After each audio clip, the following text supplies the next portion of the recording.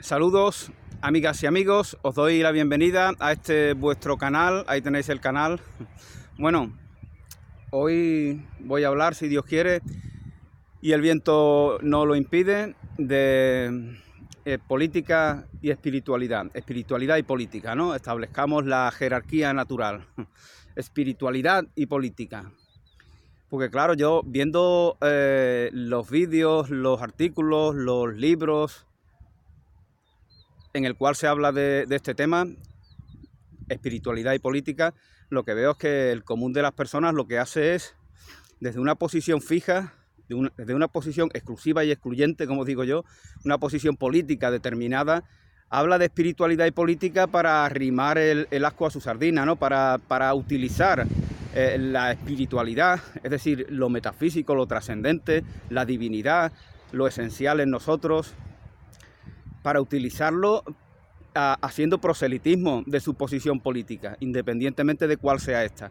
Esto es lo que hacen todos aquellos a los cuales yo he escuchado hablar de este tema, espiritualidad y política. El único lugar en donde no se hace esto es en el libro de Lev Tolstoy, El reino de Dios está en vosotros. Ese es un libro político desde el principio hasta el final. Claro que aquí podíamos especificar qué es político. Político, polis es la ciudad, polis es el entorno en el cual somos partícipes. Por tanto, hacer política es sensibilizarte, preocuparte por lo que es beneficioso para ese entorno del cual formas parte. Eso es hacer política. Lo que pasa es que el Estado, esa macroentidad, ha usurpado lo que es propio de los entornos conocidos en los cuales nos desenvolvemos cotidianamente. Entonces, aquí hay una distorsión, entre otras muchas, que es confundir política con algo que tiene que ver con los estados, con algo que tiene que ver con el poder judicial, con el poder ejecutivo, con estos señores de corbata que se llaman políticos, ¿no? Como si tuvieran un lugar de privilegio. Todo eso es distorsión total. Estos señores y señoras no son más que representantes que están al servicio de la comunidad. Eso era lo que se pretendía originariamente.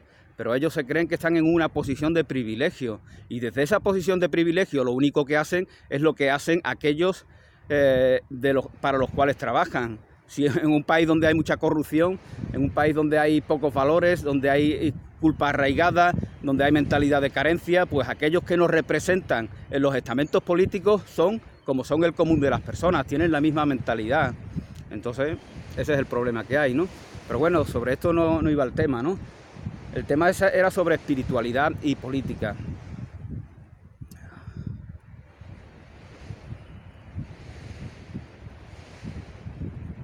Y es un tema complejo, es un tema también, como os comentaba al principio, del cual no habla nadie de manera que aporte algo sobre lo ya conocido.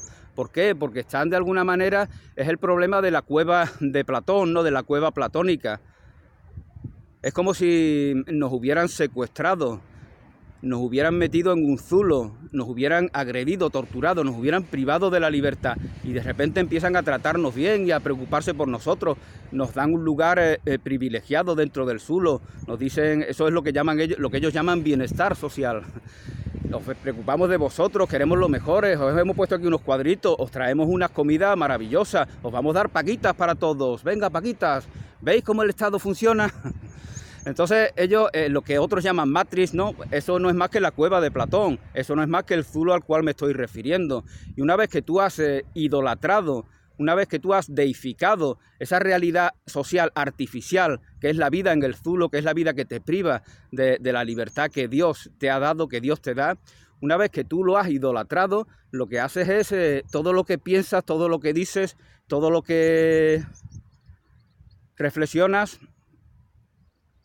está dentro de lo que es propio de esa cueva, de ese zulo, de esa matriz, no de lo que la trasciende. Entonces ya no aportas absolutamente nada. Y cuando uno sale de la cueva y se asoma afuera y dice, oh, mira lo que hay por aquí, mira esta maravilla de creación divina, oh, luz, paz, bienestar, abundancia, salirse de ahí. ¿Los otros qué hacen? ¿Cómo que nos salgamos de aquí? Aquí estamos trabajando, estamos haciendo la revolución, estamos adecentando el zulo.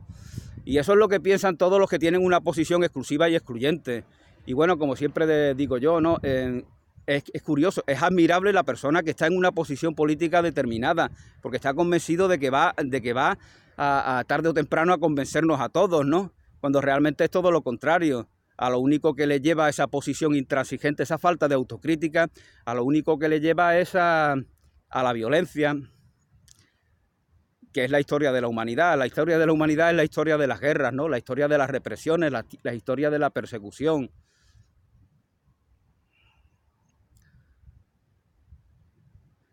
Entonces, y lógicamente, como dice el refrán, ¿no? Como dicen ahora en las redes sociales, si haces siempre lo que has hecho, pues no obtendrás mejores resultados, ¿no? Y desde el punto de vista de la humanidad globalmente, si hacemos lo que siempre hemos hecho, no obtendremos otros resultados que los que ya conocemos, ¿no? Entonces realmente hablar de este tema es realmente estar verdaderamente, solamente estando inmerso en un camino espiritual que sea significativo, te permite tener una idea de la política distinta a la que todos conocemos y distinta a aquella que no da resultado en absoluto, que solamente sirve para desentar el zulo, para esto lo ligo a lo que antes os comentaba, ¿no? Porque hay tópicos que nadie los cuestiona o poca gente los cuestiona, ¿no? Como por ejemplo es el trabajo a cambio de dinero. Sin embargo, muchísimas personas nos demuestran que no es preciso trabajar para que alguien se enriquezca para disponer de los bienes que la tierra generosamente ya te concede.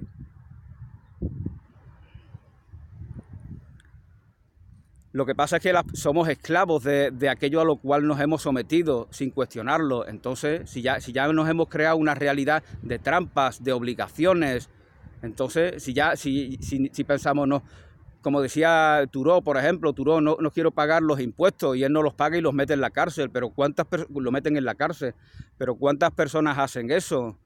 ¿Cuántas personas dicen, yo no quiero pagar, yo no estoy en contra de las guerras, por ejemplo? Pues no pague tus impuestos, porque con tus impuestos se hacen las guerras.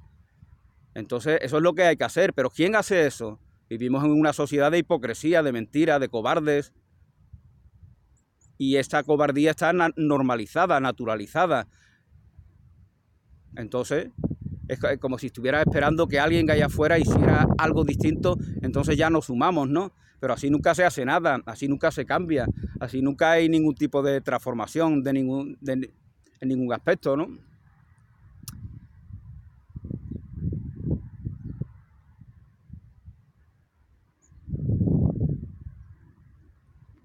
Estoy aquí detrás del árbol porque si no el viento no permitiría que se escuchara bien el sonido.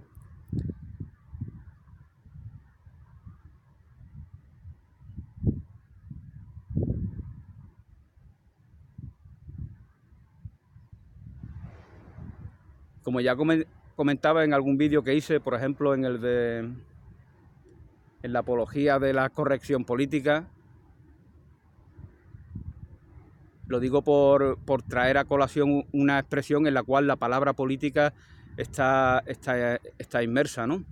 Corrección política. Hoy día todo el mundo se queja de la corrección política, pero la corrección política no es más que civismo. Corrección política es decir tus ideas, tus puntos de vista, tus conclusiones, expresarlas de la manera adecuada para que las escuchen aquellos que discrepan de ti. No expresarlas atacándolas, humillando a los demás, ridiculizándolos, porque eso demuestra que tú no estás muy convencido de tus ideas.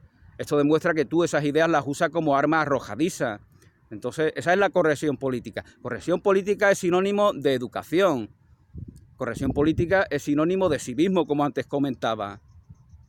Aquel que de manera fortuita te insulta, te ataca, es el mismo que a ocultas en la noche le da patadas a las papeleras, quema los contenedores, tira la mierda por las calles. Es el mismo, la misma persona. Y esto os lo explicaba en el vídeo que hice ya hace bastante tiempo, titulado La tierra como cosa y la tierra como vida. Si la tierra no es más que una cosa de la cual no nos sentimos partícipes, pues ese patrón de confrontarnos con la tierra es el que utilizamos, es el que aplicamos en todos los ámbitos en los cuales nos desenvolvemos. Estamos confrontados contra todo. Por eso ven muchas personas que dicen tener ideas políticas y sociales determinadas, los ves permanentemente comportándose de forma tan incívica. Entonces, bueno, os recomiendo ese libro de Lev Tolstoy, que es Política desde el principio al fin. Gandhi dijo al respecto que ese libro le cambió la vida, ese libro le abrió el cerebro, ese libro fue lo que le determinó a hacer lo que luego hizo con su vida. El reino de Dios está en vosotros, ¿no? Ahí ese es un libro político que nos demuestra, Tolstoy habla de los 3 niveles en los cuales se desenvuelve la humanidad: el nivel salvaje, el nivel social y el nivel universal. Y ahora estamos transitando del paradigma social a la conciencia universal. Si antes éramos individuos aislados, luego fuimos comunidades, como seguimos siendo los sociales que llamamos, ahora trascendemos y llegamos a la conciencia universal, y de esto habla de manera precisa León Tolstoy. Y solamente trascendiendo ese nivel a la conciencia universal, que desde su punto de vista, desde el punto de vista de Tolstoy y también del mío, es la conciencia cristiana, es sinónimo de conciencia cristiana, es a lo que nos invita Jesús en todo lo que nos dice en los evangelios, ¿no? De lo cual he hablado en tantas ocasiones, como por ejemplo en los vídeos que hice sobre el Sermón de la Montaña.